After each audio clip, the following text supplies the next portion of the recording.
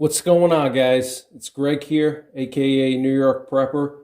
In this video, I want to talk to you about another nuclear war survival frequently asked question. And in this video, I want to talk to you guys about taping up or sealing up your windows, your chimney flue, your doors, etc. This is a question that I'm often asked by people. Do I need to tape up my windows? Do I need to seal off my house and seal off my doors and my chimney pipe? So I want to talk about that and answer this question. And if you want to see some of the other frequently asked questions, check out my nuclear war survival FAQ playlist and my nuclear war survival playlist. Also, check out my How to Survive Nuclear War series. I have 8 videos so far in that series. Each video is about an hour to an hour and a half long, filled with detailed information on nuclear war survival. I still have to add a few more videos to the series. I'm not done yet. So check out my How to Survive Nuclear War series so you can catch up on all the basics of nuclear war survival. But let's address sealing up windows. This is something that I see a lot of people talking about, and it's a question that I'm often asked. Do you need to tape up your windows and seal them off with plastic sheet or garbage bags, duct tape? And the answer is no. You do not need to do that. That's a waste of time, okay? Anybody who tells you that has no idea what they're talking about.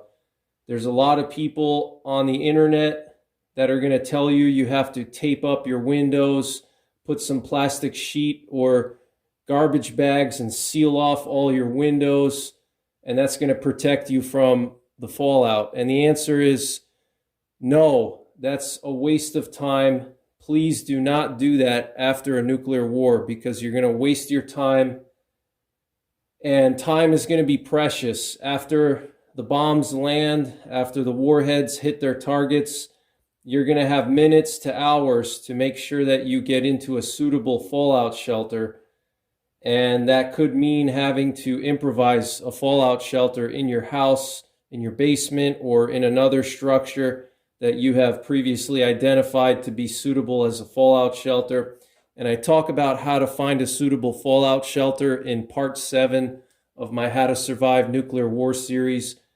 So anybody that tells you that you should go around your house after a nuclear war and seal off all your windows with plastic sheet and duct tape, they have no idea what they're talking about. And so I want to just address this because I see a lot of people talking about it and asking me, and it is a big waste of time, because plastic sheeting is not going to do anything to stop radiation. Radiation can penetrate through several inches of concrete, so plastic sheeting is not going to do anything. It's just going to waste time, and time is going to be very valuable after the bombs go off, okay? Especially if you're very close to a nuclear target, the fallout is going to start to land within 30 minutes or 2 hours.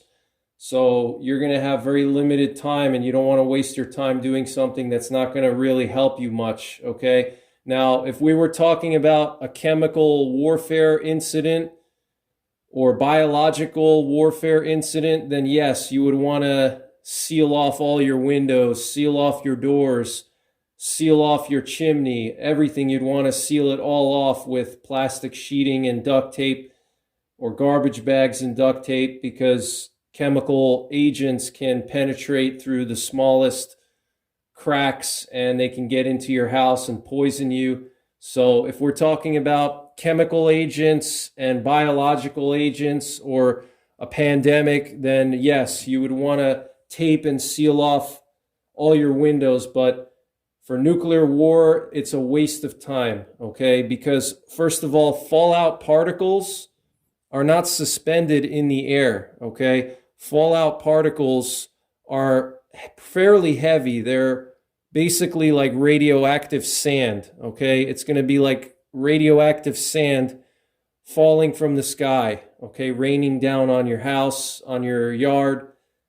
and it's just too heavy to float around in the air. Now, if you're very close to ground zero where the bomb goes off, then of course there's going to possibly be some soot and some dust in the air, but that's only if you're very close to ground zero where the blast wave went through.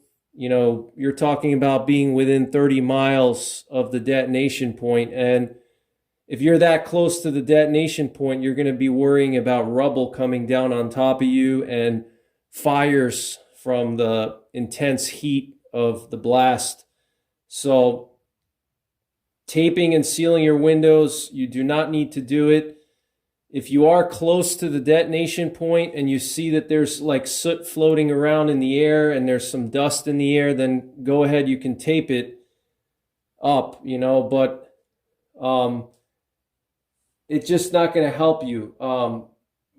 Taping up your windows, let's say you're going to be sheltering in your basement and you're going to be making an improvised fallout shelter in your basement. Taping up the windows upstairs in your house is going to do zero for you, okay? Because you're going to be in the basement. You're going to be in an improvised shelter in your basement that you made from sandbags or any dense material. So what good is it going to do you if you tape off all the windows upstairs? It's not going to do anything because, like I said, the fallout, first of all, it doesn't float in the air, okay? It lands to the ground, and it's like sand. It's heavy, so it lands on the ground. It lands on the roof of your house. It's not going to be floating in the air, okay? The only thing that could be floating in the air, like I said, could be soot from being very close to where the blast wave went through. Then there could be some soot from buildings collapsing, from rubble, and it could possibly be irradiated. And if that's the case, then you might want to seal up your windows. But like I said, if you're that close to the detonation point, the last thing you're going to be worrying about is sealing off your windows. You're going to be worrying about the roof of your house coming down on top of you, okay? Because anywhere the blast wave is going to go through, it's going to cause damage to structures. So there may not even be much of your windows left to tape up anyway. So please do not waste your time taping up and sealing up your windows after a nuclear war. Your number one priority is to get into your basement, if you have a basement, and bring all your supplies down there. You need enough supplies for 2 weeks. You need food, water, a way to store your waste and eliminate your waste. You need ways to clean yourself, hygiene products, anything that you need for 2 weeks. You want to bring it down into your basement and be ready to stay in your basement for 2 weeks. Now, if we're talking about sealing off windows, if we're going to be in our basement and we're going to use our basement as a fallout shelter, you will have to seal off your windows, but not in the way that people think, not taping sheeting across your windows. What you're going to do is you're going to take dirt or sandbags or concrete blocks. They have to be solid concrete blocks, not cinder blocks. And you're going to pile that up against any kind of windows or sliding doors that you have in your basement to add extra shielding from the radiation outside, which is going to be extremely high. So that's the only way of sealing a window that would really make sense after a nuclear war, okay? Please do not go around taping up your windows upstairs in your house if you're going to be sheltering in your basement.